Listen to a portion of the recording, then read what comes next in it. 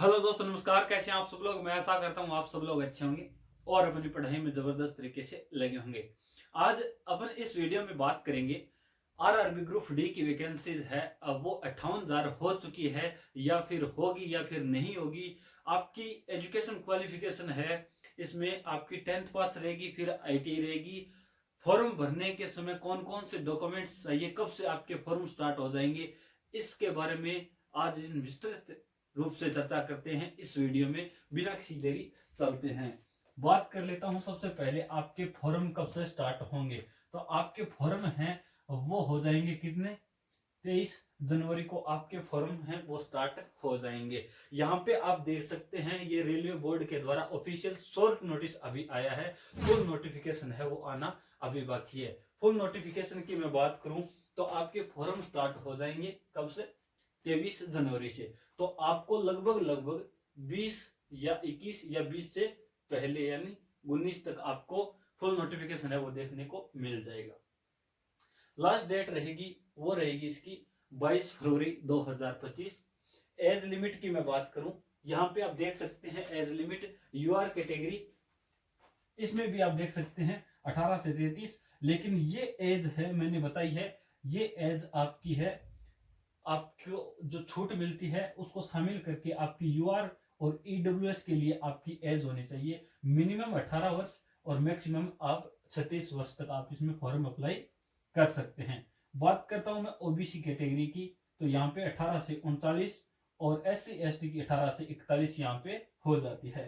अब बात करता हूं योग्यता। योग्यता इसमें 10th पास होगी, फिर आईटीआई होगी। यहाँ पे आप देख सकते हैं ये रेलवे बोर्ड के द्वारा यहाँ पे ये तय कर दिया गया कि अब वैकेंसी है आपकी आरआर ग्रुप डी की, इसमें आपकी योग्यता है वो 10th पास होनी चाहिए। 10th पास अगर आपने की है तो आप हर पोस्ट के लिए अप्लाई कर सकते हैं, हर पोस्ट के लिए अप्लाई कर सकते हैं। बात करता हूं मैं इसके बारे में विस्तृत रूप से, फिर आकर के चर्चा करूंगा। पोस्ट की मैं बात करूं, यहाँ पे आपको दिखाई दे रहा होगा जो शॉर्ट नोटिस है ऑफिशियल रेलवे बोर्ड के द्वारा, उसमें वैकेंसीज दी गई वो दी गई 32,000। इसके बारे में भी बात करूंगा कि कितनी वैकेंसी है, ये हो जाएगी क्या, क्या इतनी वैकेंसी हो जाएगी, क्या कितनी 58,242 हो जाएगी या फिर हमें इतने से ही संतुष्टि करनी होगी, इसके बारे में भी बात करता हूं। इससे पहले अपन बात कर लेते हैं कौन कौन से डिपार्टमेंट में ये वैकेंसीज आई है। यहाँ पे आपको दिखाई दे रहा होगा ये 14 डिपार्टमेंट है, इसमें आपकी वैकेंसी अब की बार देखने को मिलेगी। अब बात करता हूं मैं कौन कौन से फॉर्म के समय आपके डॉक्यूमेंट है वो होने चाहिए तैयार। इसमें योग्यता है, या तो आप 10th पास है तो भी आप इसमें अप्लाई कर सकते हैं, या फिर आपके पास एनसीवीटी आईटीआई कर रखी है एनसीवीटी से, या फिर आपके पास अप्रेंटिस का सर्टिफिकेट है तो भी इसमें अप्लाई कर सकते हैं। बात करता हूं मैं, अगर आप आईटीआई से लगाते हैं तो आपके पास आईटीआई का सर्टिफिकेट है होना चाहिए, वो आगे जाकर के डॉक्यूमेंट वेरिफिकेशन में भी काम आएगा। अगर आप 10th पास से फॉर्म अप्लाई करते हैं तो आपके पास 10th पास का जो सर्टिफिकेट है या 10th पास की मार्कशीट है वो आपके पास होनी चाहिए। एक बात और ध्यान से सुनिएगा, 10th पास से अगर आप अप्लाई करते हैं तो इसमें जो नाम, डेट और आपकी फादर्स नेम है, अपना नेम है, मदर्स नेम है, वो भी मैच किसमें, अदर्स डॉक्यूमेंट में भी होना चाहिए। जैसे आधार कार्ड में अगर आधार कार्ड और 10वीं मार्कशीट में अलग अलग नाम है तो वो अभी से ही सुधार कर लीजिएगा, क्योंकि आगे जाकर के जो डॉक्यूमेंट वेरिफिकेशन होगा आपका तब आपको दिक्कत यहाँ पे आ सकती है। अब बात करता हूं आधार कार्ड। आधार कार्ड आपके पास होना चाहिए। आधार कार्ड में अगर आपने मोबाइल नंबर अपडेट नहीं करवाए हैं वो भी करवा लीजिएगा। आपके पास पासपोर्ट साइज की फोटो होनी चाहिए, वो भी जो नोटिफिकेशन में दिया होगा इतने साइज की ये फोटो होनी चाहिए, इसके आधार पर अपन रखेंगे। जो आपके पास कास्ट सर्टिफिकेट है जो सेंट्रल गवर्नमेंट द्वारा जारी प्रमाण पत्र होता है वो आपको बनवा लेना है। अब आपका सबसे बड़ा सवाल आता है वो आता है कि कब का ये कास्ट सर्टिफिकेट है वो चल जाएगा एससी एसटी ओबीसी के लिए, ईडब्ल्यूएस। यहाँ पे आप देख सकते हैं। तो मैं आपको एक बात बताता हूं, अगर आपके पास पुराना है तो आप नए की ओर चले जाइए, नया आपका सर्टिफिकेट है वो बना लीजिएगा। और डिटेल से जो इसमें फुल नोटिफिकेशन में कोई चर्चा होगी तो मैं आपके समक्ष जरूर डिस्कशन करूंगा। अब बात कर लेते हैं आपका सिलेबस।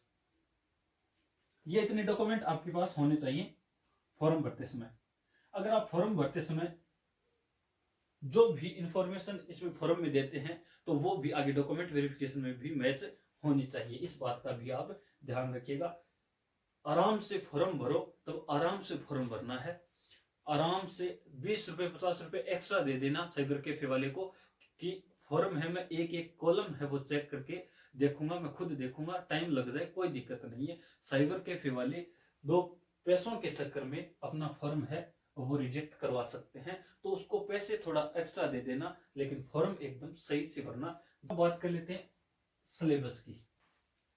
सिलेबस क्या होगा इसमें? सिलेबस में पूछी जाती है आपसे मैथ। मैथ कितने क्वेश्चन पूछे जाते हैं? मैथ के आप 25 क्वेश्चन पूछे जाते हैं, 25 मार्क्स के होंगे। रीजनिंग के आपके 30 क्वेश्चन पूछे जाते हैं और 30 मार्क्स की होती हैं। जीके जीएस 20 क्वेश्चन पूछे जाते हैं, 20 नंबर के ही होते हैं। साइंस 25 क्वेश्चन 25 नंबर की होती है। यहाँ पर ये 4 सब्जेक्ट इसमें पूछे जाते हैं। आरआरबी ग्रुप डी की मैं बात करूं तो सबसे अहम रोल रहता है वो साइंस का रहता है। इसमें फिजिक्स और केमिस्ट्री में न्यूमेरिकल पूछे जाते हैं, उस पर आपकी अच्छी कमांड होनी चाहिए, तब आप इसमें अच्छा स्कोर करेगा। ये तो अगर आप तैयारी करते हैं अदर एग्जाम की, तो यहाँ पे तो आप पढ़ते हैं मैथ और रीजनिंग तो पढ़ते हैं, जीके जीएस भी पढ़ते हैं, लेकिन साइंस है वो इसमें आरआरबी ग्रुप डी में डीप पूछी जाती है, तो आपको साइंस पे अच्छी पकड़ करनी है अभी से ही। टोटल क्वेश्चन पूछे जाते हैं वो पूछे जाते हैं 100 क्वेश्चन और 100 ही नंबर का होता है। 90 मिनट आपको दी जाती है और 1/3 की यहाँ पे नेगेटिव मार्किंग रह जाती है। तो ये आपका सिलेबस है और ये आपके डॉक्यूमेंट्स हैं।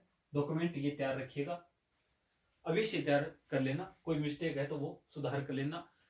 मैच होनी चाहिए। अगर आईटीआई से लगाते हैं तो आईटीआई में जो नाम डेट ऑफ बर्थ है वो सब कुछ आधार कार्ड में भी सेम होनी चाहिए। इसमें अगर आप 10th पास से लगाते हैं तो 10th पास में जो नाम और डेट ऑफ बर्थ है, फादर्स नेम मदर्स नेम, वो आधार कार्ड में भी मैच होना चाहिए। कास्ट सर्टिफिकेट है वो मैं सजेशन करूंगा आप नया बनवा लेना। अब बात करता हूं आपकी योग्यता की, 10th पास या फिर आईटीआई। तो यहाँ पे आपको दिखाई दे रहा होगा ऑफिशियल रूप से आ चुका है कि आपका आरआरबी ग्रुप डी की वैकेंसी, अब आप इसमें 10th पास हैं तो आप भी अप्लाई कर सकते हैं। इसमें अगर आप आईटीआई कर रखी है तो भी आप अप्लाई कर सकते हैं, अगर आपने 10th पास की है तो भी आप अप्लाई कर सकते हैं। हर पोस्ट के लिए, टेक्निकल पोस्टों के लिए भी कर सकता है 10th वाला और नॉन टेक्निकल के लिए भी कर सकता है। आईटीआई भी कर रखी है वो भी हर पोस्ट के लिए अप्लाई कर सकता है। ये ऑफिशियल रूप से रेलवे बोर्ड के द्वारा बता दिया गया। यहाँ पे आप देख सकते हैं मिनिस्ट्री ऑफ रेलवे के द्वारा भी ट्वीट करके बता दिया गया है कि यहाँ पे दी गई है छूट। क्या होता है, आईटीआई वाले बच्चे परेशान हैं और 10th वाले भी परेशान हैं। किस वजह से? क्या होता है, 2019 की वैकेंसी आती है ग्रुप डी की, जिसमें आपकी एजुकेशन क्वालिफिकेशन है वो 10th पास रहती है। 2019 से पहले की वैकेंसी आई, जो भी वैकेंसी आई 2019 से पहले की, तो उसमें आपकी एजुकेशन क्वालिफिकेशन है वो टेक्निकल पोस्टों पर रहती थी। टेक्निकल पोस्टों पर आपकी आईटीआई रहती थी। क्या होता है, 2019 में आती है वैकेंसी तो उसमें आपकी एजुकेशन क्वालिफिकेशन है 10th पास कर दी, लेकिन रेलवे बोर्ड ने एक वादा किया था कि अब जो वैकेंसी आएगी आपकी ग्रुप डी की, उसमें टेक्निकल पोस्टों पर आपकी आईटीआई लागू रहेगी। ठीक है, अभी 2-3 दिन पहले ही रेलवे बोर्ड की ऑफिशियल साइट पर वो नोटिस भी लगा था कि अब जो वैकेंसी आएगी आपकी ग्रुप डी की, इसमें टेक्निकल पोस्टों पर आपकी आईटीआई लागू रहेगी, लेकिन अब वो नोटिस है वो हटा लिया गया है। यहाँ पे ऑफिशियल रूप से इसका आ चुका है कि अब आईटीआई नहीं होगी, अब होगी 10th पास। 10th पास पर हर बच्चा अप्लाई कर सकता है। बात करता हूं मैं पोस्ट की। पोस्ट ऑफिशियल जो नोटिस आया है, शॉर्ट नोटिस रेलवे का, उसमें आपकी 32,000 वैकेंसी बताई गई है अप्रोक्सीमेट। 58,242 की एक बात चली है कि ये इतनी वैकेंसी हो जाएगी क्या। तो मैं बात करूं, एक पीछे नोटिस वायरल हुआ था, यहाँ पे आप देख सकते हैं, इसको मैं फेक बताया था, ठीक है, उस नोटिस को मैं फेक बताया था कि ये नोटिस अभी तक फेक है। लेकिन कहीं ना कहीं वो नोटिस फेक बताने का कारण क्या था कि ऑफिशियल साइट पर वो नहीं था, इसलिए मैंने उसको उस नोटिस को फेक बताया था। लेकिन अब वो बात और आगे बढ़ चुकी है। अजमेर बोर्ड का एम्प्लॉयमेंट न्यूज पेपर में भी मैंने कटिंग देखी, उसमें भी आपकी 58,242 वैकेंसी हो रखी थी। अजमेर की जो कटिंग है वो पहले वो तो बात ये है कि अखबार वाला हर कुछ ही न्यूज में नहीं छापता है, लेकिन छापता है तो कहीं ना कहीं उसमें कुछ न कुछ चर्चा हुई है, यानी हलचल हुई है।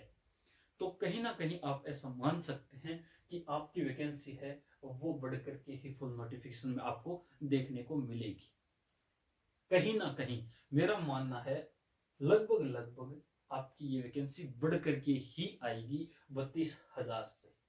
मैं ये भी नहीं कह सकता 100% कि ये वैकेंसी 58,242 आ जाएगी, क्योंकि वो ऑफिशियल साइट पर अभी तक नहीं है।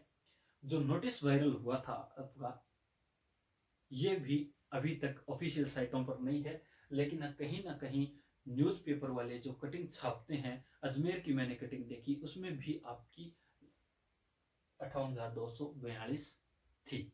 तो कहीं ना कहीं आपकी वैकेंसी है वो बढ़ करके ही आएगी। हो सकता है आपकी इतनी की इतनी ही वैकेंसी आए, लेकिन ये मैं बात कहता हूं कहीं ना कहीं हलचल हुई है तो इससे बढ़कर ये वैकेंसी आएगी, चाहे 50,000 आओ चाहे 58,242 आओ, लेकिन इससे बढ़कर के आपकी वैकेंसी आएगी। अब आप इस बात से खुश हो सकते हैं। अब मैं बात करूं, इसमें आपकी सिलेबस हो गया, डॉक्यूमेंट हो गए, कौन कौन से फॉर्म में लगेंगे और कब से फॉर्म स्टार्ट हो जाएंगे, इसके बारे में मैंने बता दिया। अगले वीडियो में मैं बात करूंगा आपके कट ऑफ के बारे में कि 2018-19 की वैकेंसी थी और एक 19 की वैकेंसी थी, 2019 की वैकेंसी जिसका एग्जाम 2022 में होता है, उसकी कट ऑफ क्या रही थी, अब की बार कितना हमें टारगेट रखना चाहिए कि हमारा भी सिलेक्शन सुनिश्चित इस बार हो सके, इसके बारे में चर्चा करेंगे अगले वीडियो में। जो भी अब इसमें कोई डाउट रह जाता है तो आप इसमें कमेंट बॉक्स में कमेंट कर सकते हैं। जय हिंद, जय भारत।